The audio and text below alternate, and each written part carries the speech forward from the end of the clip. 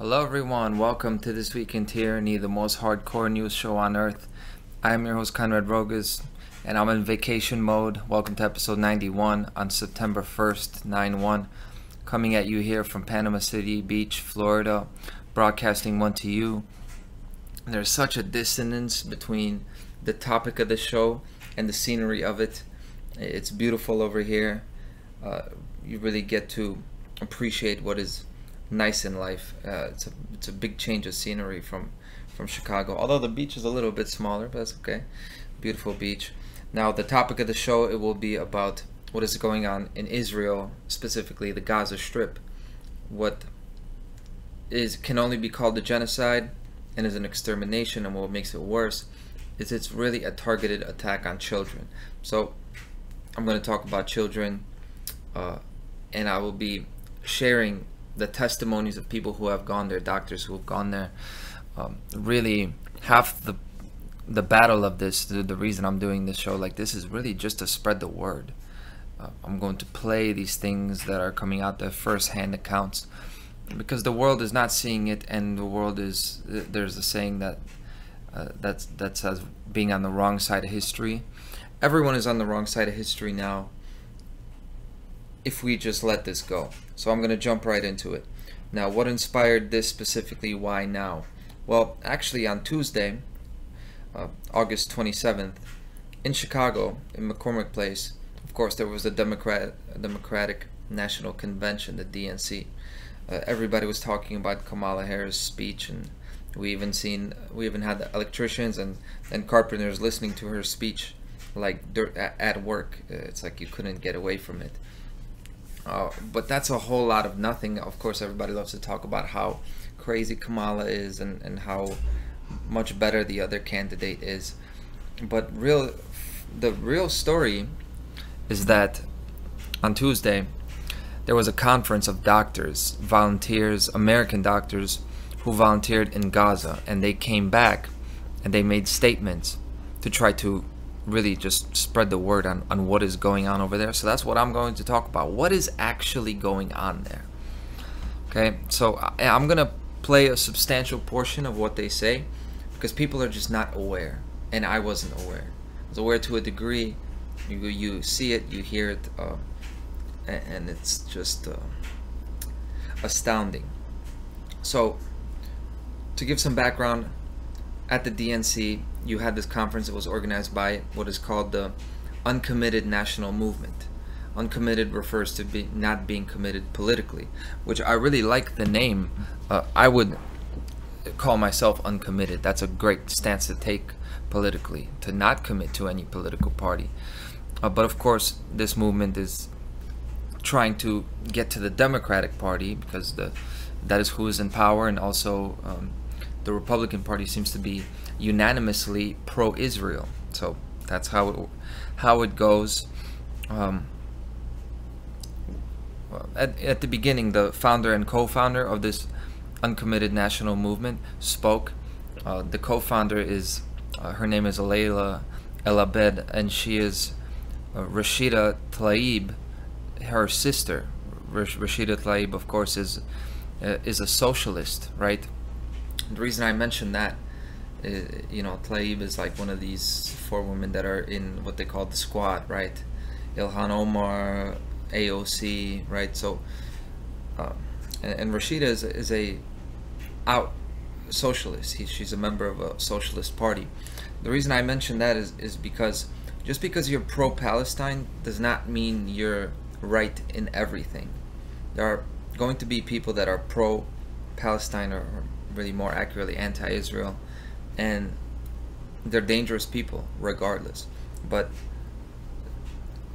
they've got the right stance here. That they're saying the truth when it comes to this issue, and that's all I'm talking about in this episode, is this issue.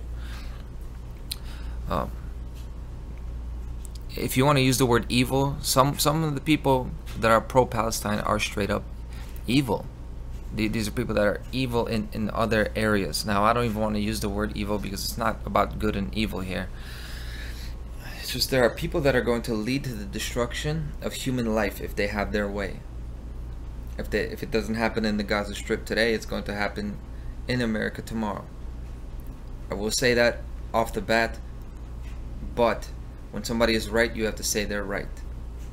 Do not side. We cannot be siding with people who are committing genocide just because there are socialists taking the other side who are going to destroy this country. We need to be on the right side in all matters. So the first testimony I'll play is by Dr. Tanya Haj-Hassan. Dr. Tanya is in pediatric intensive care. Her testimony is really powerful, and it serves as a good general idea of what's going on there, what is occurring in Gaza, and why it is occurring.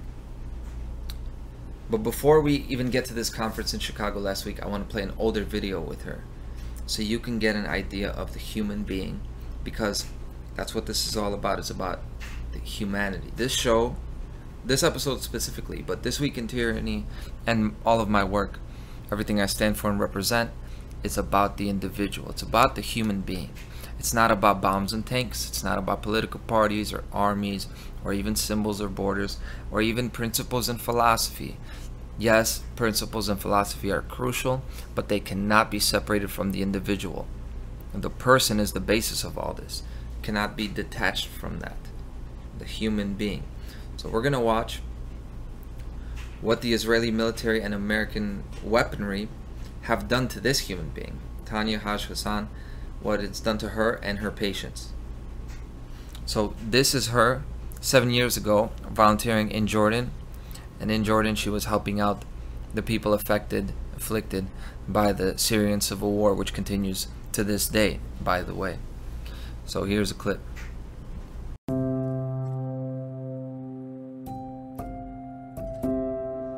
I think I've been in residency for a few years now, and I finished residency now, but during residency I think the Syrian war was at its worst. A colleague of mine and I decided towards the end of that period that we were going to try and volunteer, and we just looked up some organizations, and Sam seemed to be doing a lot of great work, so we reached out to them. There's just so much need and not enough resources to provide that need. And I think thinking about where they came from and where they are today, you know, these are people who had normal houses and lives in Syria. They may have had a farm, and they talk about the things they had access to in Syria compared to the things they have had access to here, and it's just such a significant and drastic difference. With the volume of patients that we see, it's really hard to feel like you're doing a lot of good or to feel like you're really making a difference in their lives, because you know, you get a few minutes to see each patient and then you move on to the next patient. You really just want to sit down and sort of give them your entire attention and time. And it's just remembering these people and trying to help in tiny ways, even if it's just raising awareness abroad. So I think even the sort of raising awareness through film, through word of mouth, through writing, through just conversations over dinner, brings more people to this region to try and help. Now, this is her this year, after already volunteering in Gaza, meeting the doctors there, meeting the people there, reading messages from the people from the medical staff in the hospital in Gaza, the main one, after they were told to evacuate, which means the Israeli government is telling them that they must leave there, or basically they can be killed, they can be bombed, they're going to be treated like combatants, right? Doctors. So you know, they're being bombed and shot at while the Israeli government is telling everyone to leave the building. Here you go.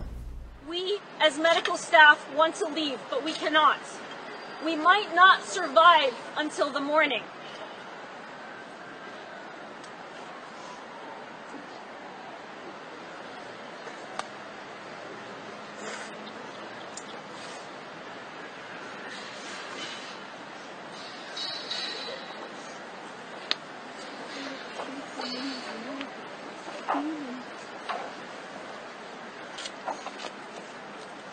Shifa, Arabic for healing. Healing. We might finish. Shifa. We might not survive till the morning. We don't want to be killed here. Just only because we remain committed to our patients and our medical profession. I am calling for help urgently. Please do whatever you can through your government or the international the ICRC, the Red Cross, to arrange a safe corridor for the medical staff. Please treat this as top urgent. This is the director of the major trauma hospital in Gaza. And just to put this into perspective, the despair, these doctors, no matter what nationality or religion they are, right, their families are at risk of being killed wherever their families are staying, not at the hospital with them, but at some encampment, right, some settlement. They're constantly at risk, and you'll actually hear stories of the people who work there in the hospital, the doctors. They have multiple family members that have been killed, because if you're a civilian there, you're the one getting killed. This is not a war with combatants. This is not terrorists against soldiers. This is a killing of civilians. Okay, people do not understand that. So they're trying to care for 20 times the maximum number of patients that they can take. So you've got people on the floor, right? You've got blood on the floor. There you've got, say, 20 times the amount of people that they can care for, with zero supplies, essentially. No supplies, trying to do the best they can, no equipment. Now these people are trained and capable of saving lives, but they've been relegated and reduced essentially to a position of comforting the patients and then having to watch them die, be powerless. Like you have these hands that you can do amazing things with, and you can't use them. It's like you're forced to have your hands tied behind your back. And just imagine that for these doctors. So since then, Dr. Tanya Hassan has returned to the Gaza to continue this effort, this work. So I'm going to play what she said at the conference in Chicago. Now, notice in the beginning, she introduces her background, right, and how she ended up in Gaza. And in the beginning, how she talks about the war. She makes a face like you can't even call this a war. You just see the wear and tear on this woman's face from what she has experienced. And it's exactly what I feel like when I talk about this whole, I know I haven't seen all of this. People call this like a war and refer to these people, the way they talk about it, like this is not a war. They're exterminating people, is what's going on. Hi everybody, thank you for coming today. I know it's not hard and a lot of media gets a lot of resistance reporting on this particular issue, so we really appreciate you being here and holding up to those standards of integrity. Very much appreciated. So my name is Dr. Tanya Hassan. I'm a pediatric intensive care doctor who has been working around the world in global health and humanitarian medicine for many years. I work for many different organizations, including Doctors Without Borders, Médecins Sans Frontières, or MSF, and Medical Aid for Palestinians, a UK-based organization. I've been going to Gaza and the West Bank for over 10 years, and I've been there most recently with a medical aid organization during the war. So I am here today, along with many of my colleagues, American physicians and surgeons who've been to Gaza in the last month, with a very urgent message. And every single American physician and surgeon that I know who has been there has the same message, and that should tell you something. We cannot unsee what we witnessed. It gives us nightmares. Having worked in many other horrific conditions, I can personally testify and say I have never seen anything so horrific, so egregious, so inhumane. As doctors, we were trained to protect human life. However, this Israeli military campaign is destroying life and everything needed to sustain it, rendering the work we're trained to do impossible. We are not politicians, so it's a bit strange to have us here. I feel strange being here, but I feel like I have no choice. We decided to come here and bear moral witness with the unfortunate recognition that the only way to protect civilian life is through putting pressure on the US government to stop militarily supporting Israel in this campaign.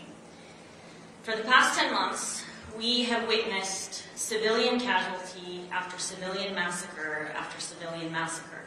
The bread massacre, the Nusayrat massacre, the multiple school massacres, where internally displaced people who have been forcibly transferred, a war crime in and of itself, multiple times, finally sought shelter in, only to be massacred, entire families exterminated. Humanitarian workers and healthcare workers and journalists killed in record numbers. Children with their extremities amputated traumatically in record numbers. Every possible, all the records are being broken in the most horrific possible ways. Over 17,000 children have lost one or both parents in Gaza since October. We have treated children who are the only surviving members of their entire family who were killed in the same bombing. I personally have held the hands of children taking their last final gasps with no family alive, all their family killed in the same attack, unable to comfort them during their final agonizing breaths. This is horrific. This phenomenon of children having their entire families killed and arriving into the emergency department is so frequent that it actually has an acronym, it has a name that has been coined to describe it, to describe the number of times this is coming in. Wounded child, no surviving family. Given the acronym WCNSF. When my Gazan colleague first told me about this back in October, I thought, wow, they can't be that common that they need a term. No, they are that common. I witnessed it myself during that time here, and I suspect all of my colleagues here witnessed the same during their time there. Children who are fortunate enough to survive their injuries are discharged into a Russian roulette of 100 different ways that they could be killed by the conditions architectured by this military campaign. Another bombing, starvation, dehydration, disease. Now we have alarming reports of an outbreak of polio. Polio is something that we were able to eradicate on the majority of this planet decades ago through international efforts. And the fact that we now have our first confirmed case tells you about these conditions that are incompatible with human life that have been rendered and architectured by this military campaign. So you could see how much this has affected her, and she's become sort of one of the most prominent whistleblower doctors from the Gaza Strip. Now next we got Dr. Tamia Buganemi. Well, let's listen to her. Thank you all for being here. My name is Dr. Tamia Buganemi. I'm an emergency physician that's based in Chicago. I just returned from Gaza yesterday. This was my second mission to Gaza. I was stationed in Deir el-Balah in March of 2024, and most recently this last mission in Nasser Hospital in Khan Yunis. I've spent the last 3 weeks asking my Palestinian colleagues on the ground what it is that they would like me to relay for them, because they understand, and I understand, that their voices have been repeatedly censored and silenced. And the thing that they tell me over and over again is just tell the world what you saw. Tell them that we cannot afford another day of this. It has been 10 going on 11 months of massacre after massacre, of tragedy after tragedy, and suffering on an entirely unprecedented scale. When I was in Gaza in March, I remember thinking, this is going to be over soon. This has to be over soon. There is no way that this could get worse. The things that we were seeing in Gaza were simply unimaginable. As a result of the Israeli blockade, we were seeing that children did not have access to basic nutrition. Every single child in the Gaza Strip right now is undernourished or malnourished, regardless of whether they are north or south of Wadi Gaza. Every single child is in need of psychological care. that they are not going to be able to get for a very long time. Every single child has experienced displacement. Every single family has lost multiple members of their family. The result of this Israeli military campaign has been to make life literally impossible for a civilian in Gaza right now. There is nothing that is attainable right now. Children are standing in line with their grandparents trying to get water every single morning, trying to get bread, trying to figure out what the rest of the day is going to consist of. And that instability that's been created by Israel's military campaign has resulted in severe psychological stress, but also social stress. So when I returned to Gaza about a month ago, as I said, I did not think that anything could get worse. This has to be over soon. This has to reach a breaking point soon. And to my dismay, I have discovered that things can and have gotten a lot worse. The desperation is catastrophic. The displacements that have happened 5, 6, and 7 times. There are people in Gaza right now that are refusing to evacuate their homes after evacuation orders are issued because they do not know where to go. And they say, I would rather just die where I stand right now than go through this again and again and again. And I honestly cannot blame them for that. When I say we cannot afford one more day of this, and when they tell me we cannot afford one more day of this, it is quite literally true. When we press the Biden administration for an arms embargo as physicians, what we are saying is we cannot do our jobs as bombs are falling. We cannot do our jobs as Israeli snipers target children and civilians, as Israeli quadcopters descend on groups of civilians. We cannot do our jobs because Israel has made our jobs impossible. And Israel has made our jobs impossible with the direct support of the United States. And I cannot tell you how disheartening it is to know, as I am standing in front of a patient pulling shrapnel out of their body, that my tax dollars have paid for this, and that my president and vice president and their administration are in full support of this. How do I explain to my patients, as I'm pulling shrapnel from their body, that my country is okay with this happening? There is nothing that I can say to them, and they know this. There is nothing that I can say to them to make that better. But there is something that I can say to the Democratic Party, and there is something that I can say as an American citizen to my government. And that is an arms embargo is necessary. It was necessary yesterday. It was necessary in October. It is necessary right now, and we cannot afford to wait for it. If the Democratic Party, if Vice President Harris, and if President Joe Biden are truly interested in a ceasefire, that has to be the beginning and end of it.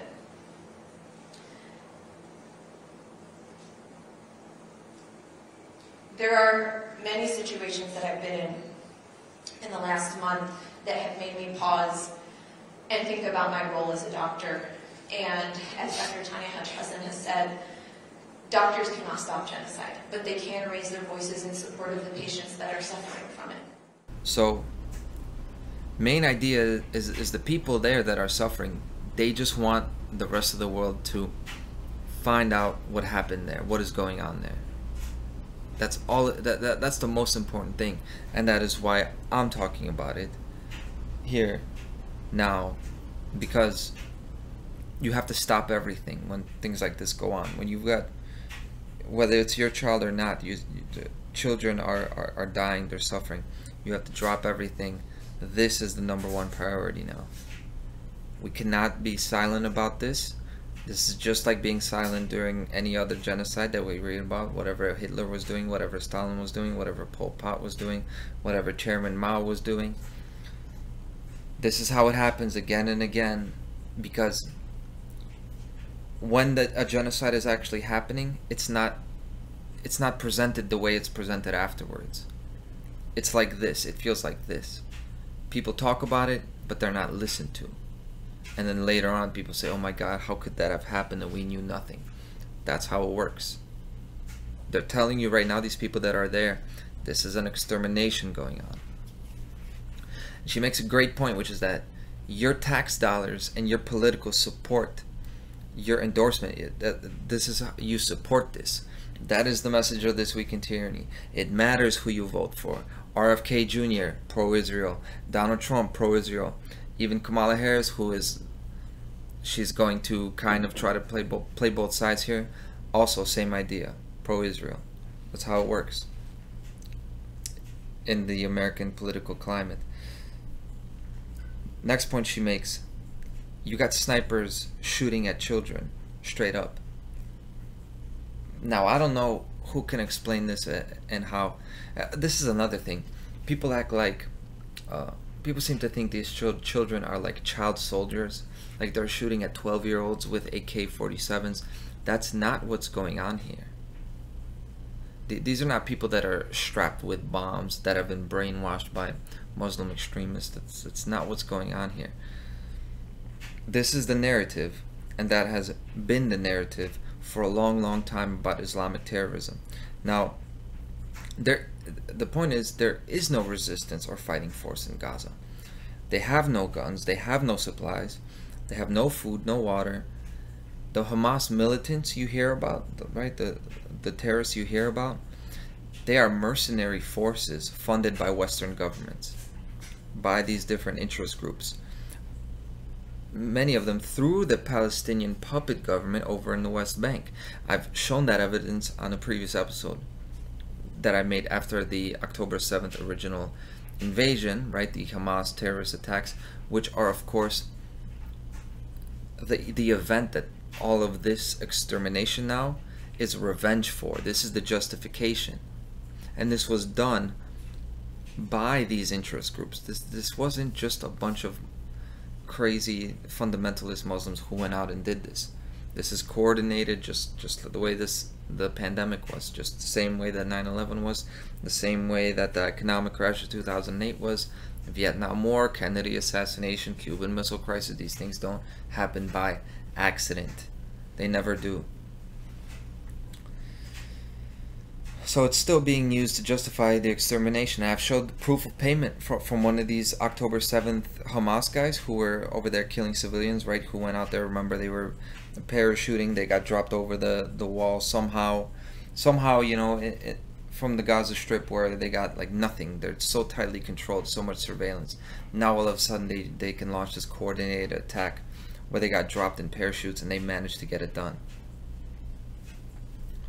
I showed the payment from that Palestinian puppet government. Interest within the Israel and the United States, they create and control the terrorist groups so they can have an explanation for their genocide. That's standard procedure. Osama bin Laden was CIA trained. Any Middle Eastern or Latin American dictator or strong arm leader was funded and trained by a world superpower. Unquestioningly, time and time again, that's what happens. And it's hard to believe that people who are twice my age and have followed world events for their whole life, they don't know this. They still get caught year to year. They still get caught in politics. They still get caught in the narratives the way they're presented. They get a narrative like 20 years later and say, yeah, they lied to us about this, but they never get it in real time. People are so lacking in discernment in what is going on now. Everybody can talk about what the neighbor next door is doing. What about what you're doing with your children? What are you doing now? What are you doing to help? Time and time again, they just fall in and they buy it. They buy the narrative. They don't know how to research in real time. I don't understand how you can talk so goddamn much, knowing so little, with all of the information at your fingertips. Because this is really easily obtained knowledge. This isn't deep dive conspiracy stuff. Muslim extremism being basically time and time again, Mossad, CIA, MI6, time and time again. That's not deep dive conspiracy stuff. This is like vanilla information. It's very introductory. But anyway, great job by Dr. Tamia outlining what is another one of the main points of this show and this episode, which is that your secondhand support or non-support of murderers, it's very real and it matters. Then we've got another Dr. Ahmad Yousaf. Let's play what he says, and then I'll talk about it.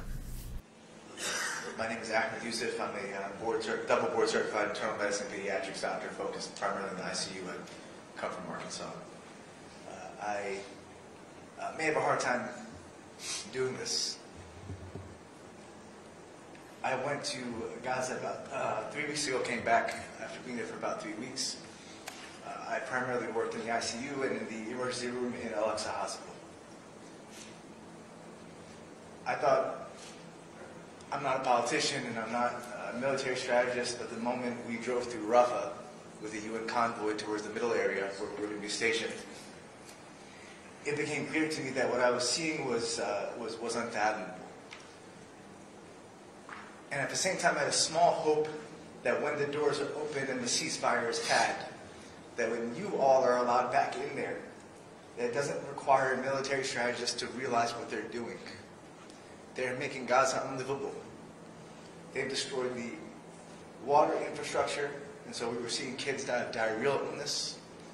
They prevented all medical supplies in, and I can tell that by firsthand witness, not by hearsay. They refused me the medical supplies that I was able to gather over months from wonderful people in Arkansas, things like endotracheal tubes and Foley catheters, things like antibiotics and sedative medications that were denied at the border.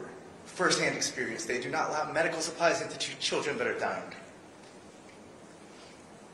And when we got to the hospital, everything I saw on TikTok and Instagram and all the Telegram, all the stuff that we had in alternative media because you can't be there, it was 100 times worse than I could have ever imagined.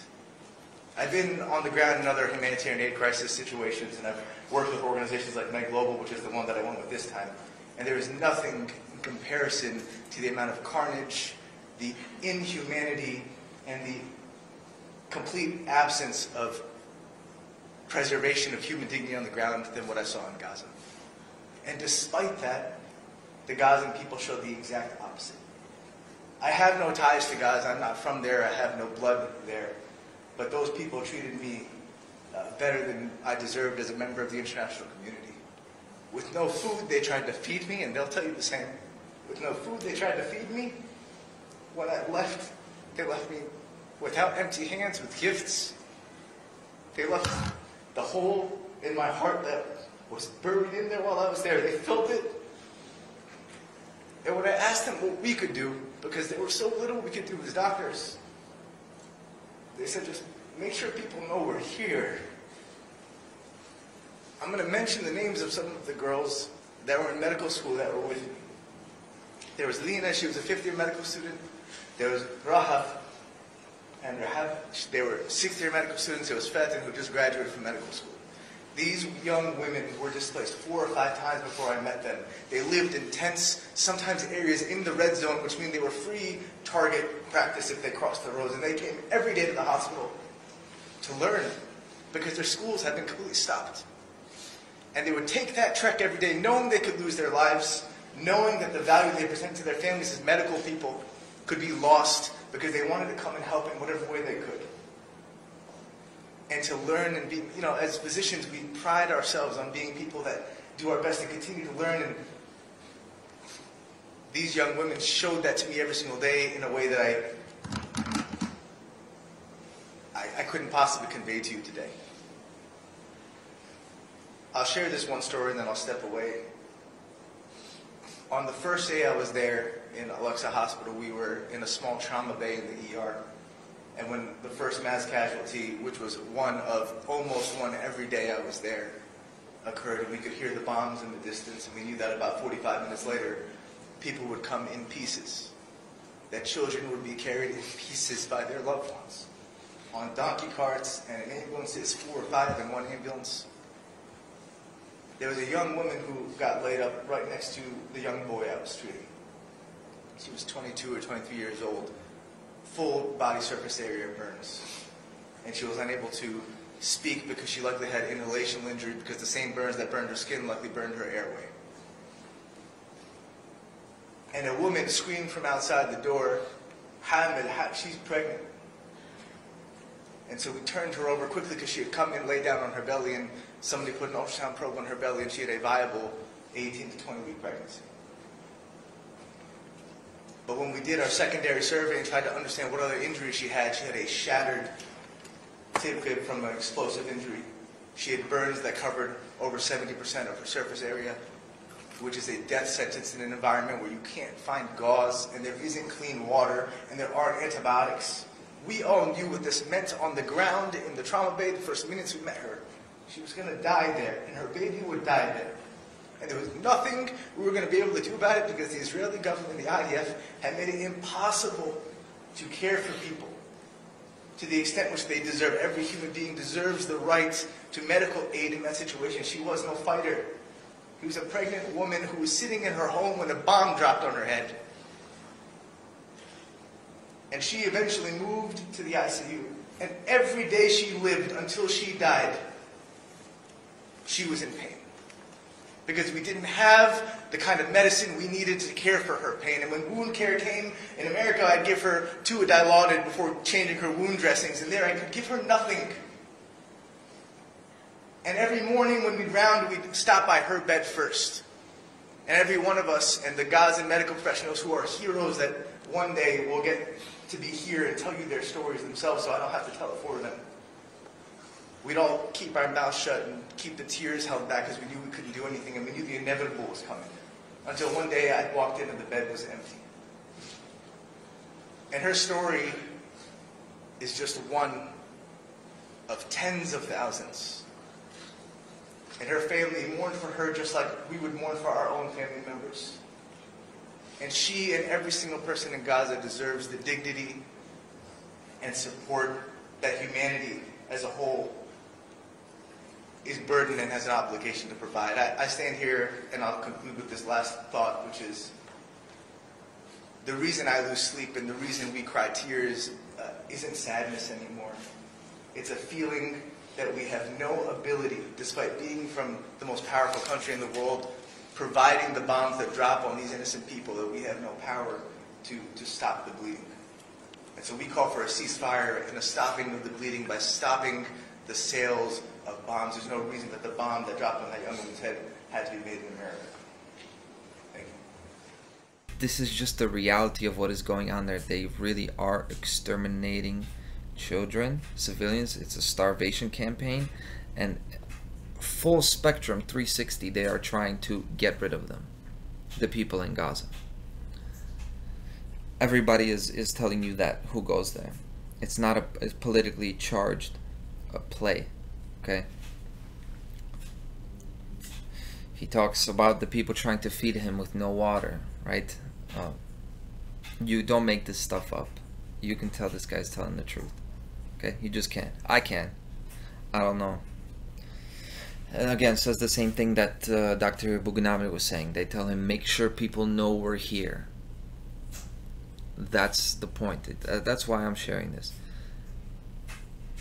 They're gonna die. They're gonna die anyway. We may not be able to stop the genocide that's going on there because we're just not going to go over there, fly over there, get guns, and then fight back against this military. That's just the facts. Whatever they're going to do, they have the power to do it over there in Israel. But it's about what we do, acknowledging it, admitting it, speaking it into the universe that we see the suffering of these people and that we do not support it. Very important. This is a key thing. It's not just a symbolic thing. This is life or death.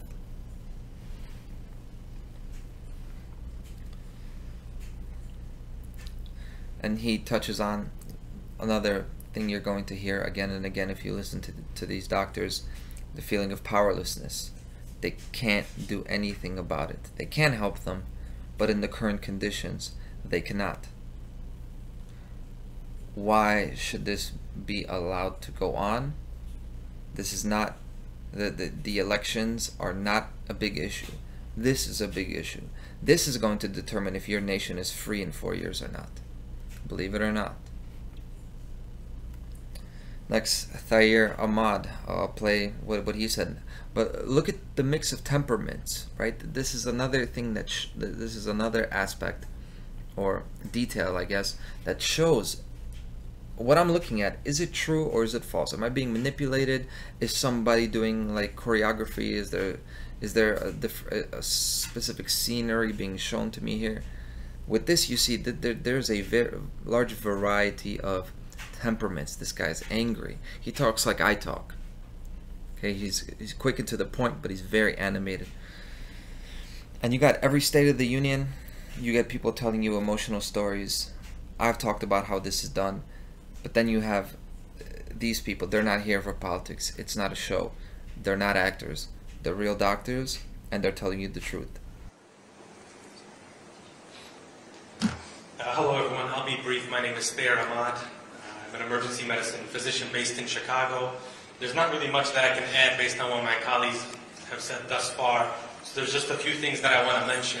And part of the reason that I think a lot of us are here is we want to confront many people who are making decisions, who are creating narratives, who are setting the platform for the Democratic Party. Many of them are not hearing these stories. They're trying to ignore them. They're trying to put their fingers in their ears and not be able to hear some of what you've just heard. The first thing I'd like to say is I do want to echo that the Palestinian healthcare workers are incredible people to work alongside. They are heroes in every sense of the word. And we know that more than 400 have been killed while trying to treat their patients. And we know more than 200 have been abducted. One of whom I was able to work alongside, Dr. Khalid Assur, who has been abducted 4 months ago. His whereabouts still unknown. His family have no idea where he is. A brilliant young surgeon who was at Nasser Hospital just before it was raided by the Israeli military, and nobody knows where he is. Every day he showed up despite his family being in a tent, ready to perform surgery on his patients, ready to put a smile on their faces. And he's one of over 200 healthcare workers that are trapped, abducted somewhere. Nobody knows where they are or what's happened to them. So I hope that like Dr. Khalid Assur can one day be invited to speak in Congress, because he truly has earned multiple standing ovations as opposed to other people who have recently been invited and who have produced the sort of horrors that Khalid had to witness and that he's enduring right now. The second thing I want to mention is all of us are familiar with the story of Hind Rajab, the 5-year-old who was trying to escape from North Gaza to the south with her uncle, her aunt, and a tank shell hit their car, killing everybody that was in the car with her. But many people have not listened to the 3 hours that Hind was on the phone with the emergency dispatcher. The 3 hours that this young girl was alone, a tank nearby, as the shelling was going on, as you can hear the gunfire in the background, you can hear the screams of a 5-year-old. Hind is no different than any 5-year-old any of us know. Hind is no different than anybody else. When she started to go quiet, the dispatcher said, "Hind, why are you going quiet? Are you okay?" And she said, "Every time I talk, blood comes out of my mouth. And I don't want to ruin my clothes, because I know my mom will get upset if I ruin my clothes." Hind ultimately suffered the fate of more than 14,000 children that we know. And so, I want to ask a question. The tank shell that hit Hind's car, the bullets that hit Hind's body, where did they come from? Who's writing off on all of this, okaying these transfers? Is that us? We have to confront the reality. We have to acknowledge our role and responsibility, and it starts at the top. Just because you're more sympathetic or you're more empathetic than your predecessor does not mean that we're going to forgive everything that's happened over the last 10 months. Accountability has to happen. When I saw President Biden in April and I handed him a letter from an 8-year-old orphan named Hadil who was in Rafah, begging him to enforce a red line, do not let the Israeli military invade Rafah. All I know is that that 8-year-old is still somewhere in Gaza or not. I have no idea of her whereabouts. Every single time I try to figure out where she's gone, no answer. There was no red line for this administration. Will there ever be a red line? We've got to 40,000, we'll get to 50,000, we'll get to 60,000. Where is the red line? The fighter jets that are flying ahead are still supplied with all of the bombs that are leveling the neighborhoods that I had seen. The other thing I do want to mention is there was a 5-year-old when I was turned away from entering Gaza again in May after the Israeli military took over the Egypt-Palestine, Egypt-Gaza border. I was turned away, and on my way back there was a 5-year-old Palestinian girl who was brought to the United States to get medical care at one of our institutions. And there's one thing that I want to make it very clear. about the children in Gaza and what they've had to grow up with and what they've had to see. This 5-year-old, whose leg had nearly been blown off by a bomb, was a victim of something that was supposed to be a safe humanitarian area. She was in a place that she was told to go to. And despite her family going there, she lost her 11-year-old sibling, her 1.5-year-old younger brother, and her father lost both of his legs. On her way here, while we were at the airport, she looks at me and she had seen the planes taking off, and she has said, "I've never seen a plane before. Is it okay for us to get in these planes? Are these the same kinds of planes that led to the bombing where I lost my siblings?" I mean, this is the world that the children in Gaza have to grow up in. If we have a ceasefire tomorrow, are they going to forget what's happened to them over the last 10 months? Someone needs to be held accountable for this, and that's why we're here today. We're here to tell you that we're never going to forget, but we're also going to make sure that nobody else forgets what's happened over the last 10 months. There is no whitewashing here. There is no music that you can play on the main stage during this convention that's going to make us forget the sounds and the tears of all of the children that we saw laid on the hospital floors that we had worked at. And finally, one thing I'll say is there's an opportunity for us to have a ceasefire, to push to get it done, to make sure that we are not giving blank checks and weapons unconditionally. There's an opportunity here. And I challenge every single person that's at this convention. I challenge everybody in the Harris campaign, as well as in the current Biden administration. If you had a family member in Gaza and they were killed waiting for a ceasefire to happen, would you be okay with that? How senseless would that killing be? How horrifying. In January, I was asked to bring a family insulin, blood pressure medication, and multivitamins.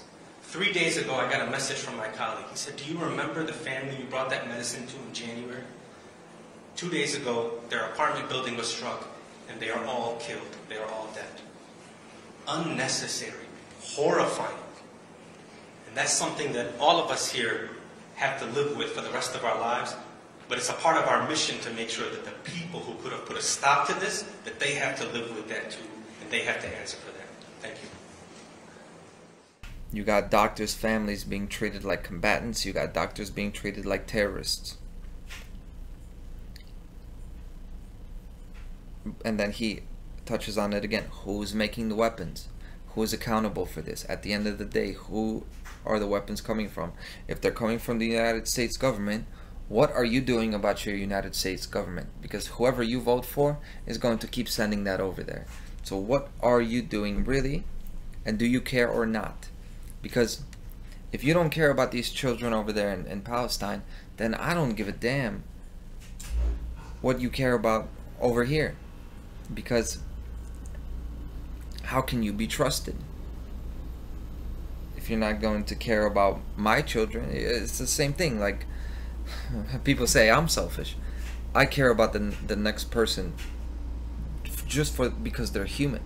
So if you guys who are supposed to have all this sympathy, all this empathy, and I don't, I'm supposed to be the cold-hearted one, but y'all don't care about somebody because they're over there and they're a different religion, they're in a different country, why should I trust you? What separates? Where are your principles? What makes that life different from yours? Right? But now these are the people that are supposed to teach me about morality. And what this doctor says, there is no forgetting, and I don't forget for too long either. Not anymore. I don't forget these things. I remember them. It's not that it haunts me.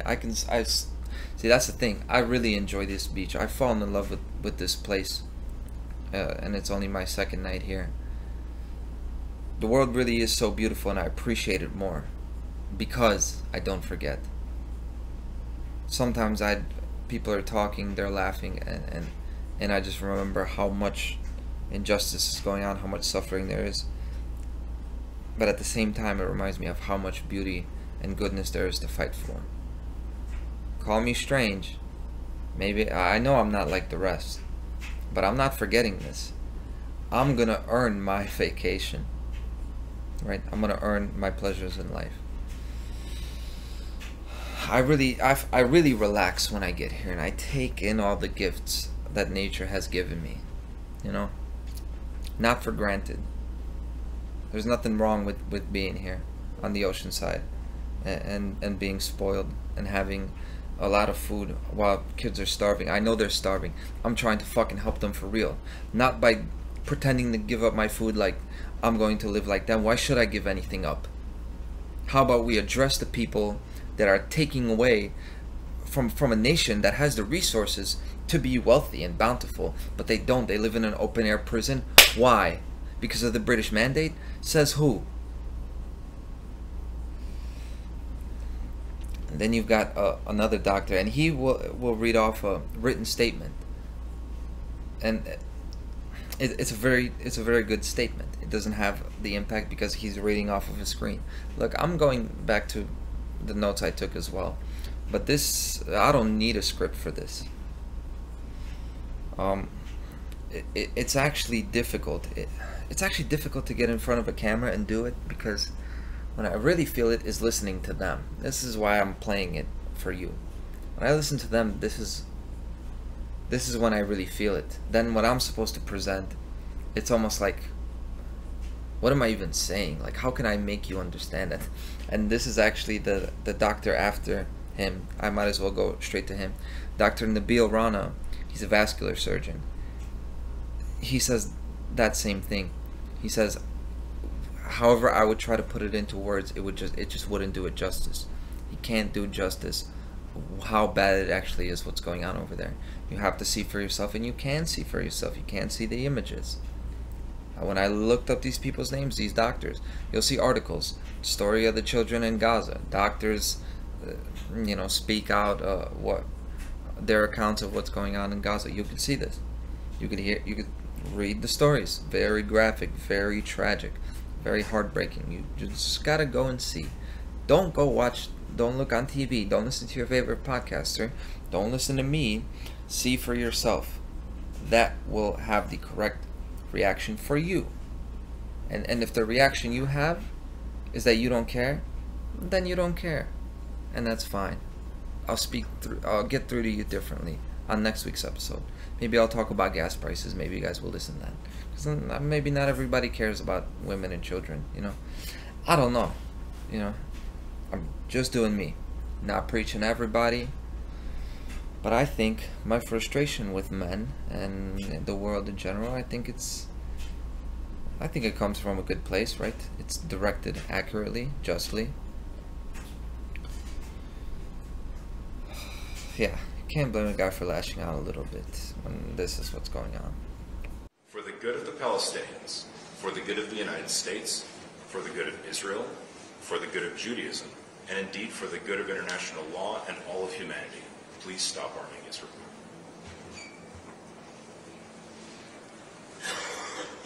Good morning. My name is Nabil Rana. I'm a vascular surgeon from North Carolina. I'll keep this brief but I can confirm every single thing that each of my colleagues has said. And to be honest, we're saying the same things and hearing the same things over and over. And that's all I can do is reiterate that. I'm not Arab, I'm not Palestinian. I went to Gaza as a human being and as a privileged American. And I saw all the pictures, all the videos that we all saw when we went. But just to, in the same tone as what Dr. Yusuf said, when I arrived across the military border into Gaza, I was at a loss of words. There's nothing that can describe what you see and what's happening there and what has happened there. And there's no amount of pictures or videos or stories that will ever capture that. And my only hesitation even talking about it is that I'm not going to do justice to what's actually happening there. I don't have the words to describe it. We're trained as surgeons here in America with confidence and a bit of arrogance to know that anything that comes in the door as a physician, you can take care of it. And I have never felt so helpless and useless as I did over there. And let me unequivocally say, there is no humanitarian aid or relief happening in Gaza right now. No matter what we're told, no matter what we see in the news, on TV, no matter what you guys are told, there is none of that happening. And I can attest, when I went there, I was not allowed to take any medical supplies with me. People were turned away. Entire convoys were canceled. I couldn't take any more than a bag like this of medication just for myself. I couldn't take any equipment that I thought I might need or that they might need. And when I arrived there, there had been no aid coming in for weeks. There had been no supplies coming in for weeks. And this is not talking about the civilians' food and water. I'm talking about just the hospitals and medical care and relief. And so when I got there, we had almost nothing to work with. This is how the physicians had been working for 9 to 10 months. And so I was at a loss of what is my role here? What can I actually do here? When you don't have the instruments and supplies that you need, how can you actually take care of people? And so there's nothing coming in. We were not allowed to take anything in. And so this facade of relief and aid, I need that to be clear. That I'm not telling you this from what I heard. I'm telling you this that I'm a witness to that. And that is continuing to happen from people that I've talked to that are there now. In addition to that, the restriction on medical personnel is so severe now, only a handful of physicians and medical aid are actually allowed to enter every week. And many of those convoys are canceled. So there's not enough personnel there's not enough supplies, not enough equipment, and all of this is being restricted by Israel, no matter what we think we hear that, oh, there's aid and relief going in. These people are suffering, and there's not much that we can actually do. Now, my role, like Dr. Yusuf said, is I'm here as a witness, not from what I heard or secondhand information, but from what I saw. And what I saw, the atrocities, I can tell you graphic stories and details. You've heard these stories and details. It's happening every single day. It's not just the 3 weeks that I was there. It was happening for months before. It's happened since then, and it continues to happen today, this morning, tomorrow. It will continue to happen. These are innocent civilians being murdered and killed. Families are being destroyed. Every single person you talk to has a story that would devastate you.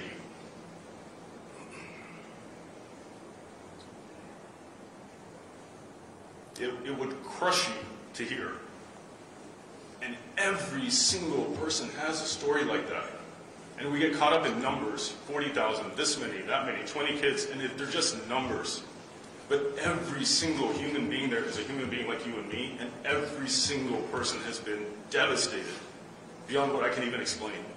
And for me to try to explain it would do it justice now.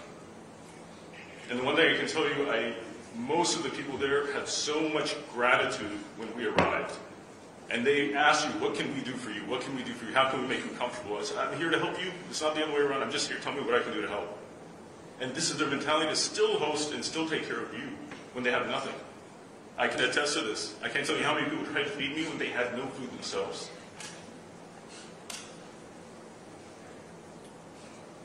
There was one older man I ran into in the hospital. He was asking me directions to something. There's chaos everywhere in the hospital all the time. And I tried to explain to him, I don't speak Arabic. And he said, where are you from? In broken English. I said, I'm from the U.S. And his face just filled with pain. And he grabbed my hand and he pulled me close to him. And he said, my house was destroyed. My family was killed by a missile that came from the U.S. And as an American, I was ashamed. I had nothing to say to him. I had no response. And all I could say is that there are still people in America who are fighting this. They're trying to stand up for you. They're speaking up for you. This is all I can promise you, that we'll keep doing that. He said, what are you doing here? I'm a physician. Are you working at the hospital? No, I just volunteered to come. The pain slowly eased and he just resigned himself. And then he said thank you and gave me a hug. The gratitude for someone that just cares a little bit is so deep, and it's humbling, because these are people who are used to being neglected, forgotten, denied. And you've heard from everybody here, I can attest the same thing. The only thing anybody asked when you ask them, what can we do for you when we leave? Just tell everybody our story. They didn't ask for vengeance, they didn't ask for this, they didn't ask for that. All they said is, don't let anyone forget us, and just tell them what's happening here, what you saw. And that's why I'm here, because I feel helpless, but I'm only here because they asked me to tell their story. And besides the devastation to human lives, I can tell you that this is annihilation of an entire society.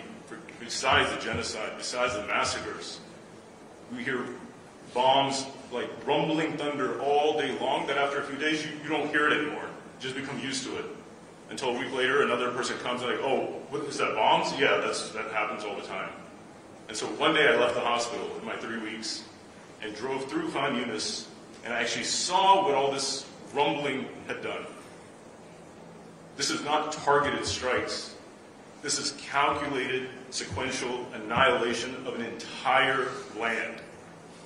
There is nowhere that you can go in the city where it's not leveled. Neighborhood by neighborhood by neighborhood, farmland, water plants, everything you can imagine is just leveled. And there's nowhere else to go. There's no safe camps. Nobody feels safe anywhere they go. The day I arrived, with my own eyes, I witnessed a missile strike in a safe camp in Mawasi, about 300 yards from where I was. People scattered, and after a while, they went back to see if their families were still alive. The medical students Dr. Yusuf was talking about, they come every day. The nurses, the doctors, they come to the hospital every single day, dressed like this, ready to work. And then you realize after a week, wait a second, these guys are wearing the same exact scrubs with the same stain on the pants, the same scarf, same shoes, socks, everything. And then you remember, you actually sit down and say, wait a second, every one of them is living in a tent. Every one of them has been displaced 6 or 7 times, and they still come to work every single day to the hospital to take care of you. And this medical student, there was one girl, 21 years old, her name was Dima. She was so, what we call a gunner over here. She would come to the OR, she'd ask questions and this and that. Their schools are destroyed. They have no credits, they have no classes, this is a lost year for them if, God forbid, it doesn't go past that. And she would still come every day like every other student, just dedicated and trying to work, trying to learn, trying to live their life. She's just 2 years older than my own daughter, who's at UNC Chapel Hill. She's in class, studying, thinking about her degree, what she wants to do. And this girl I'm talking to is nearly my daughter's age. And Dr. Yusuf and I were encouraging her, say, yeah, work hard, make sure you do well in your exams and this and that. And she giggled and said, yeah, if I'm still alive. This is a kid over there who's no different than my kid over here. And this is their life every single day. They don't know what's going to happen that day.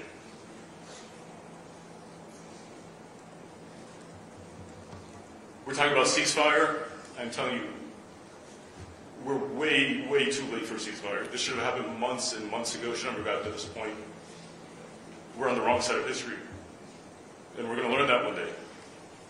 And right now, the only thing we can do is right now stop sending arms and funding, because this is on our hands as Americans.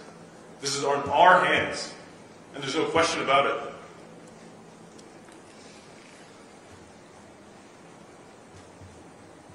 That's the only thing that we can do right now. And so it has to stop. Thank you. Anyway, this is what he says. He says, I'm here just to tell the stories. Same here. I'm not trying to twist the story into my own words. I'll just offer my takes on the Hegelian dialectic, which I'm trying to get to. He says, I don't know what path the world... sorry, this is not what he says, but I'm paraphrasing what he says, and this is the thought that I had. I don't know what the world will choose to do. I don't know what path we'll take as a species. I just know the truth has to be spoken. And this is what he said. These stories just need to be told. That's all I'm doing. I don't really care what direction the world goes in. I don't care if I never see this beachfront again, because all that matters is it right? Is it right for me to be here, right now? And it is, and I want to do the right thing with it. Okay? Now, I have very few regrets in this world, in my life. Stuff that I've done, which is crazy things I've done. I've been very wasteful. I've been very destructive, self-destructive. I've been destructive towards other people, the people that love me the most. I've been destructive to them. I really haven't been an angel for most of my life. But those things I don't even regret. The regrets that I do have is about things I didn't say, when I waited too long to say something.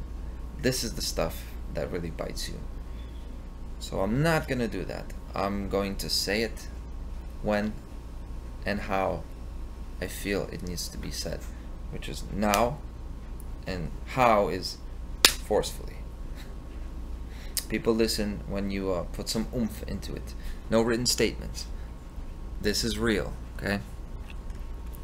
So anyway, this group of doctors, you see them all there, and you're thinking, maybe, how can this happen, right?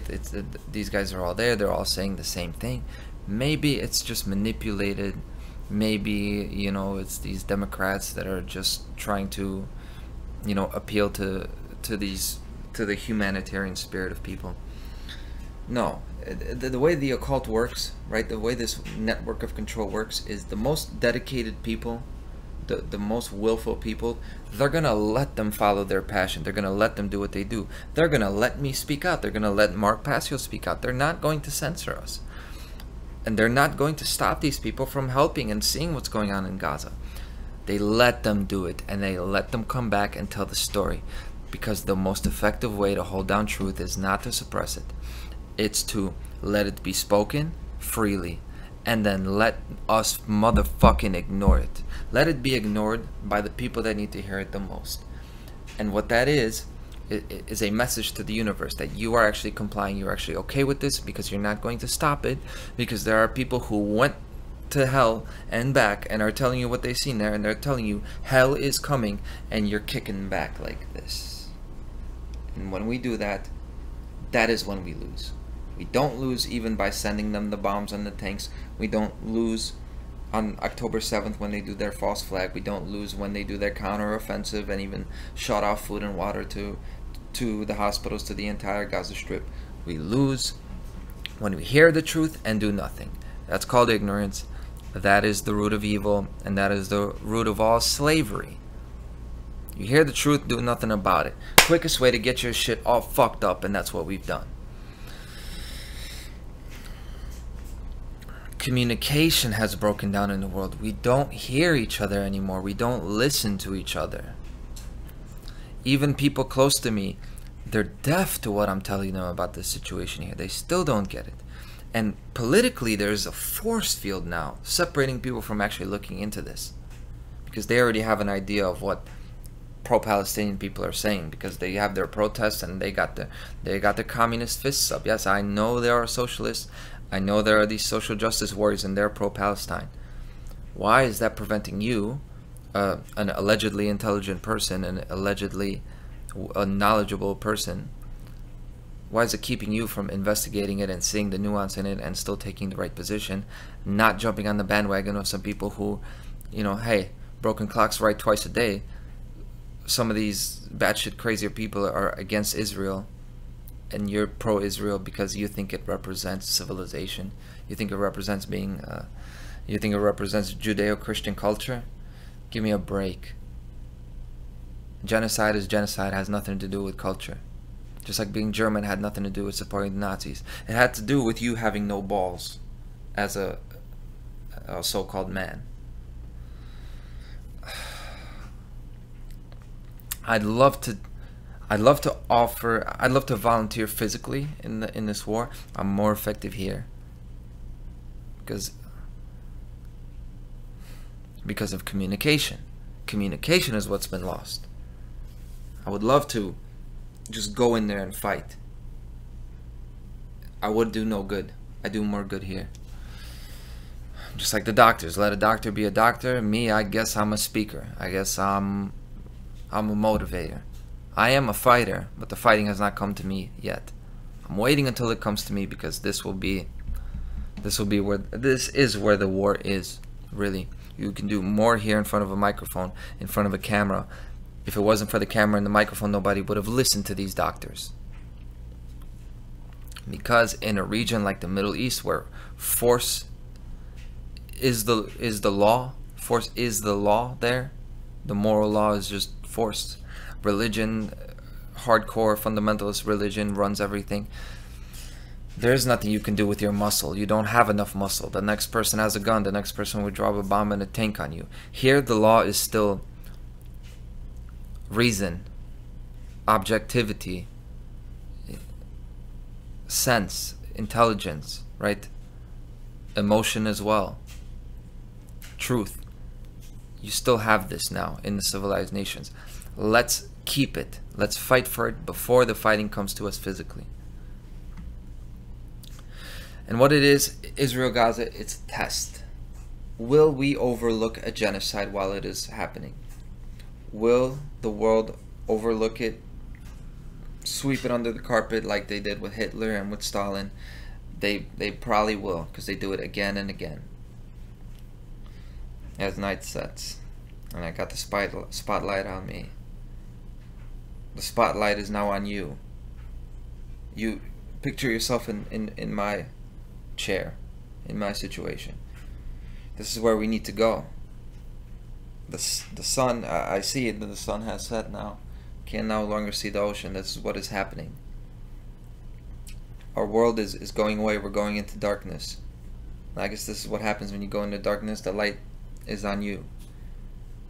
You're up next now. What are you going to do about this? They're targeting children. I'll find and I'll play another doctor's testimony. He's not part of this conference. It's Dr. Mark Perlmutter, another volunteer doctor who will talk. I'll find the clip. He's going to tell you about how they're almost exclusively targeting children, the different injuries to children. Shot in the head, shot in the chest, not child combatants. We're talking about extermination. We're also talking about sadism, about inflicting maximum suffering on the children. This is the plan here. When were you in Gaza? End of April for the first couple weeks of May. Dr. Mark Perlmutter, an orthopedic surgeon from North Carolina and vice president of the International College of Surgeons, volunteered in Gaza. So, of all the disaster zones you've seen, how does Gaza compare? All of the disasters I've seen combined, 40 mission trips, 30 years, ground zero, earthquakes, all of that combined doesn't equal the level of carnage that I saw against civilians in just my first week in Gaza. And when you say civilians, is it mostly children? Almost exclusively children. I've never seen that before. Never seen that. I've seen more incinerated children than I've ever seen in my entire life combined. I've seen more shredded children in just the first week. Shredded? Shredded. What do you mean? Missing body parts, being crushed by buildings, the greatest majority, or bomb explosions, the next greatest majority. We've taken shrapnel as big as my thumb out of 8-year-olds, and then there's sniper bullets. I have children that were shot twice. Wait, you're saying that children in Gaza are being shot by snipers? Definitively. I have 2 children that I have photographs of that were shot so perfectly in the chest I couldn't put my stethoscope over their heart more accurately, and directly on the side of the head in the same child. No toddler gets shot twice by mistake by the world's best sniper. And they're dead center shots. In fact, more than 20 doctors recently in Gaza also told Sunday Morning about gunshot wounds to children. One American doctor told us he even reviewed CT scans to confirm what he saw because he, quote, didn't believe that this many children could be admitted to a single hospital with gunshot wounds to the head. Some shootings have been captured on video. The Israel Defense Forces declined our requests for an on-camera interview. But in an email, a spokesperson told CBS News, quote, the IDF has never and will never deliberately target children, adding, quote, remaining in an active combat zone has inherent risks. And the IDF stressed that it calls for the evacuation of civilians from combat zones. The UN reports that to date, more than 80% of Gaza's population has been displaced and the majority of its buildings destroyed. A reality which has taken its own toll on the well-being of children. What about the emotional wounds? How can you measure that?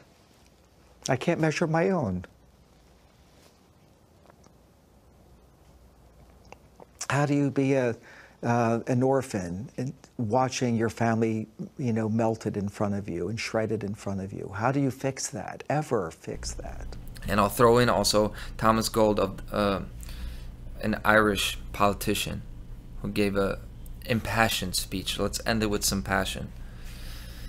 And Thomas Gold, this guy, the Irish politician, he's actually a member of a Democratic Socialist Party. When you look at the photographs and the pictures and the videos that come from there, and you hear the screams of people screaming as the Israeli government burned men, women and children alive. They burned them alive. And the world stands by while 15,000 children are being slaughtered. 35,000 men and women and children. And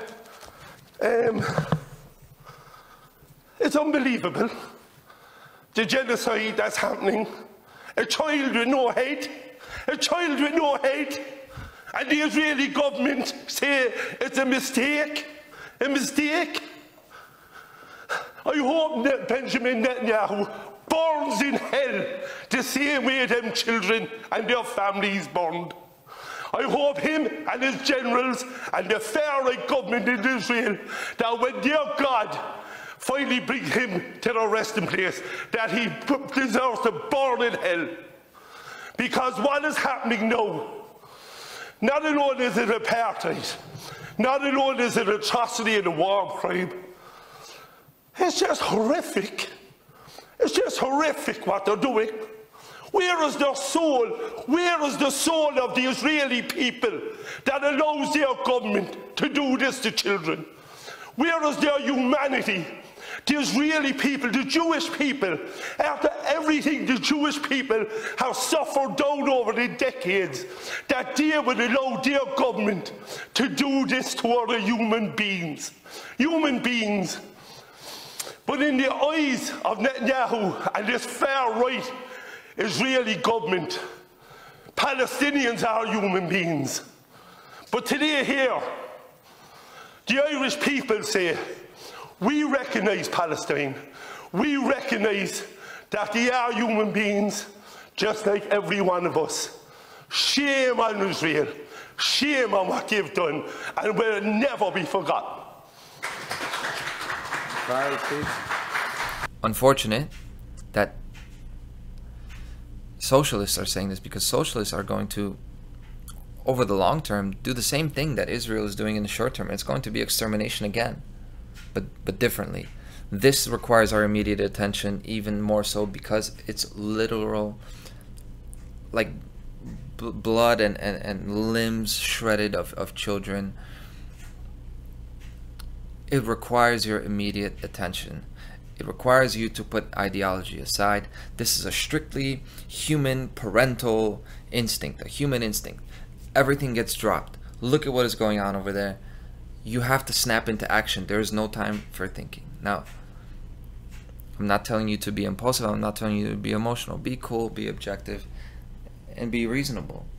Take a look at the evidence I have presented and these people have presented, and make your decision conservatively, calmly. Do it. It'll be the same choice if you're honest with yourself. If you're not, you're listening to the wrong guy anyway. And to add insult to injury, they're going to pause fighting for 3 days to give them vaccines, because we had a case of polio in the Gaza Strip now. So now they're going to stop this bombing for 3 days, only during the daytime, where they'll send these doctors in. Not to give them supplies. They still won't give them the supplies. These doctors, they will still be in the same position. They're going to get another set of healthcare practitioners to inject these children with polio vaccines, and then they'll go back to starving and killing them. And they've managed to still make this, being anti-Israel, they've managed to make it a Democrat stance. So most of the people that are pro-freedom are swinging in the other direction. It's a classic two-party Hegelian dialectic move. This is just like during the Vietnam War. All of these people, all of the hippies, right? All of the drug users, all of the modern socialists, they were against the war. They were correct to be against the war. Were they correct in their general worldview? They weren't. And this is the thing I like. Everybody falls into it. Everybody seems to fall into the two-party split. And it's unfortunate that the people that are telling the truth here, that still have their soul, they happen to be tricked into being collectivist, socialist, communitarians. Yeah. Group-oriented people. They have the soul. Why is it that we can only feel for somebody other than ourselves? Where I feel this, when I watch these children, I don't feel pain for another person. It's all happening to me. Isn't that what empathy is supposed to be? I feel this happening to me. It's not a humanitarian. It is humanitarian. I care about the human being. I care about the individual. First and foremost, myself. And this is a war on me just as much as it is a war on these children. So that's why I'm going to fight it like it's happening to me. It's the simplest thing in the world to me, and I won't drag it out any longer than that.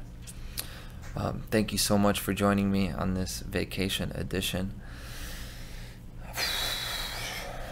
That's rough. That's tougher than expected. It was just like this when a year ago I did an episode on the road as well from Exton, from Philadelphia. But I'm still going to enjoy the scenery, and we should enjoy. It's not that we shouldn't enjoy. We just need to earn it.